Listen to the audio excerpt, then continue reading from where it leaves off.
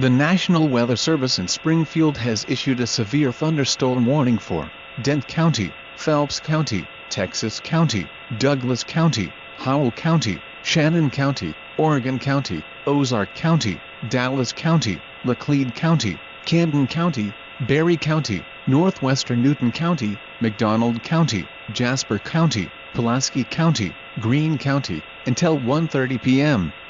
At 12 p.m., a severe thunderstorm was located near Salem, moving northeast at 40 miles per hour. Hazard, 60 miles per hour wind gusts and quarter-size hail. Source, radar indicated. Impact, hail damage to vehicles is expected.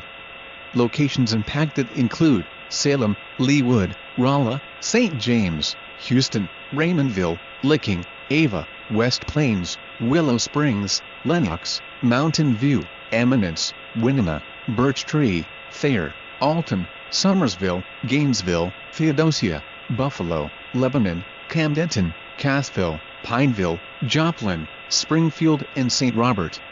For your protection, move to an interior room on the lowest floor of a building.